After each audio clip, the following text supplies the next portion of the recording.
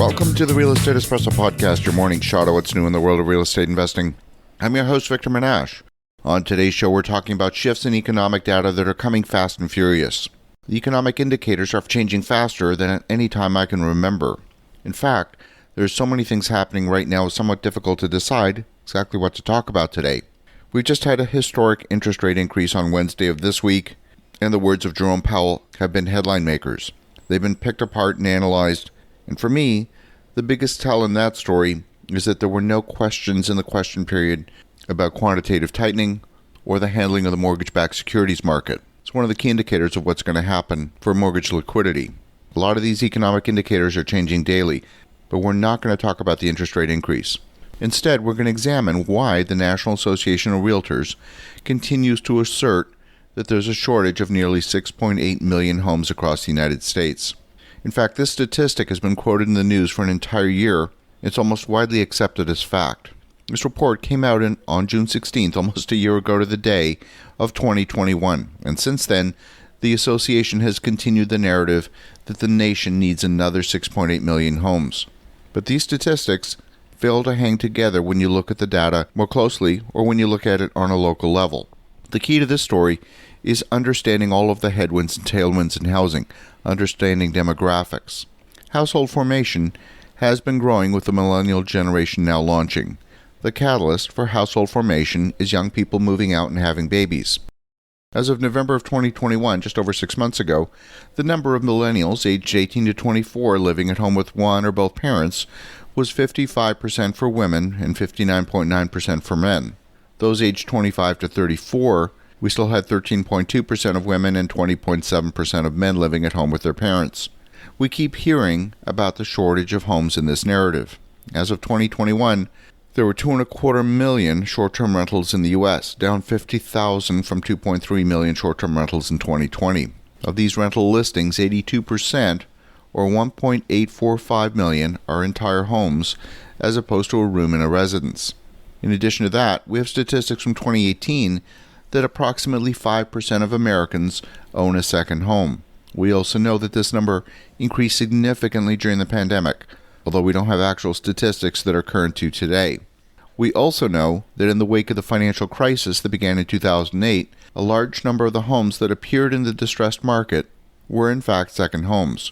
Properties in several counties, including Miami-Dade County, Broward County, Maricopa County, which encompasses 27 municipalities in Arizona, including Phoenix, Scottsdale, Gilbert, Chandler, and many, many others, as well as the Las Vegas market, saw a significant pullback in demand.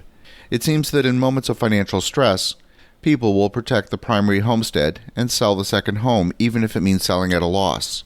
We can expect human nature to be approximately the same in 2022 as it was a decade ago. I therefore predict that we will see a percentage of these second homes appearing in the market. With less disposable income, higher cost of just about everything, citizens everywhere in the U.S., Canada, and Europe will be reevaluating their spending and whether they need that second property. I see it now as I talk to people who own second homes. Whereas 2 years ago they were actively seeking to buy a second residence, during the height of the pandemic they're now asking whether it's time to sell while these prices are still high. Now, even using rough math, there could be as many as an additional 7 million homes in the U.S. that comprise second homes. So when we speak of a housing shortage, the averages don't tell the story. Even if all of these second homes were to appear in the market tomorrow, that doesn't mean that they're in the right location to match up with demand, nor does it mean that these homes would be at a price point to match up against the affordability constraints. My only point of this discussion is to say that there's some hidden elasticity in the market that the National Association of Realtors is not paying attention to. There's a number of forces that drive demand for housing. Kids leaving home increases demand for housing. Singles becoming couples reduces demand for housing when they get together into a single home. Aging parents moving in with the kids reduces demand for housing. Older adults moving into senior housing reduces demand for housing. And then, of course, people reaching end of life reduces demand for housing. And some homes are functionally obsolete and they're demolished each year, which takes some supply out of the market. So all these things need to be taken into account together. We also have housing starts representing 500,000 new rental units entering the U.S. market over the next year. This is one of the highest number of new rental units being introduced in a single year in the past several decades. And while the nation has been in a house-building frenzy over the past 2 years, I can assert with some confidence that people who currently reside in the country, for the most part, have a place to live. Population growth is the result of the combination of immigration and fertility. And the U.S. population has been growing at 0.4%.